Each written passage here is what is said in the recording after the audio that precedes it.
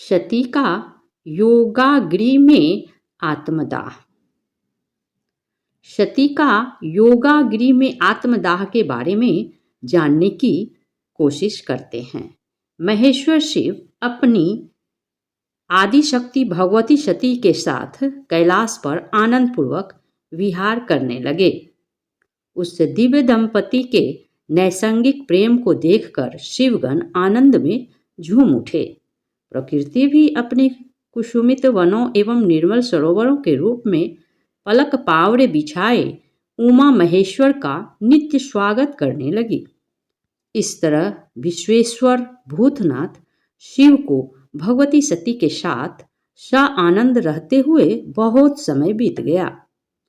एक समय की बात है, भगवान रुद्र सती के साथ दंडकारण्य से होकर गुजर रहे थे।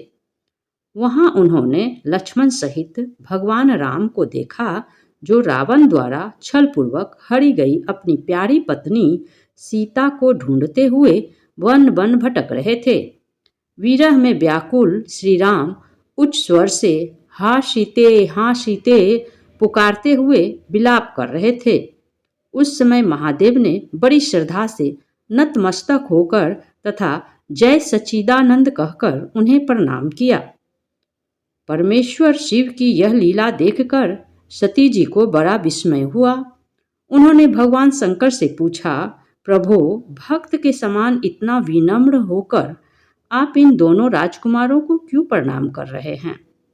महेश्वर ने कहा, देवी, ये दोनों साधारण राजकुमार नहीं हैं। इनका प्राकाट्य सूर्य वंश के महाप्रतापी राजा दशरथ के यहाँ हुआ है। ये दोनों साक्षात भगवान विष्णु और शेष हैं, जो श्री राम और लक्ष्मण के रूप में सृष्टि के कल्याण के लिए नर लीला कर रहे हैं। परंतु शिव की माया से मोहित सती के मन में उनकी बातों पर विश्वास नहीं हुआ। भगवान शिव ने कहा, प्रिय, यदि तुम्हें मेरी बात पर विश्वास नहीं है तो स्वयं जाकर अपने विवेक से श्री राम की परीक्षा कर लो। मैं इस वट वृक्ष के नीचे तब तक तुम्हारी प्रतीक्षा करूंगा। सती मोहवश सीता का रूप बनाकर श्री राम की परीक्षा लेने गई। रघुकुल नंदन श्री राम सब कुछ जान गए। उन्होंने सती को प्रणाम किया और हंसते हुए बोले, देवी, आप अकेली इस वन में क्यों आई हैं? भगवान शंभु कहाँ हैं और आपने यह नूतन रूप क्यों धारण कर लिया है? सती जी बहुत लज्जित हुई और भगवान शंकर के पास वापस लौट आई। महादेव ने पूछा, देवी, तुमने भगवान श्री राम की परीक्षा किस प्रकार ली? सती ने उत्तर दिया, प्रभु, मैंने परीक्षा नहीं ली, आपकी ही तरह प्रणाम करके लौट आई। अंतर्यामी शिव ने ध्यान लगाकर सती का सारा चरित्र जान लिया और मन ही मन वे सती से विरक्त हो गए। एक बार दक्ष ने बहुत बड़े यज्ञ का आयोजन किया। देवताओं को उत्साहपूर्वक उस यज्ञ में जाते देख सती ने भगवान शंकर से पूछा, प्रभु, ये देवगण कहाँ जा रहे हैं? महेश्वर शिव ने कहा, देवी, तुम्हारे पिता दक्ष ने विशाल यज्ञ का आयोजन किया है। उसी में सम्मिलित होने के लिए ये समस्त देवगण जा रहे हैं। दक्ष मेरे विशेष द्रोही हो गए हैं, इसलिए उन्होंने हम दोनों को उस यज्ञ में नहीं बुलाया है। जो लोग बिना बुलाए किसी के घर जाते हैं वे अपमान के भागी होते हैं और अपमान मृत्यु से भी बढ़कर कष्टदायक होता है। अतः हम दोनों को वहां कदापि नहीं जाना चाहिए। भगवान शंकर के बार बार मना करने पर भी जब सती नहीं मानी, तब महेश्वर ने उन्हें अपने 60,000 गणों के साथ दक्ष के यहाँ भेज दिया।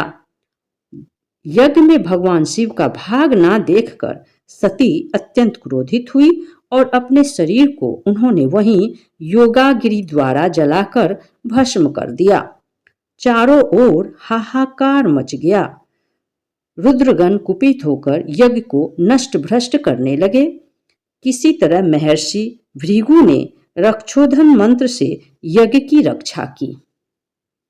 इस प्रकार सती का योगाग्नि में आत्मदाह की कथा समाप्त होती है। नमस्कार दोस्तों, आपको ये हमारी वीडियो कैसी लगी एक कमेंट करके अवश्य बताइए।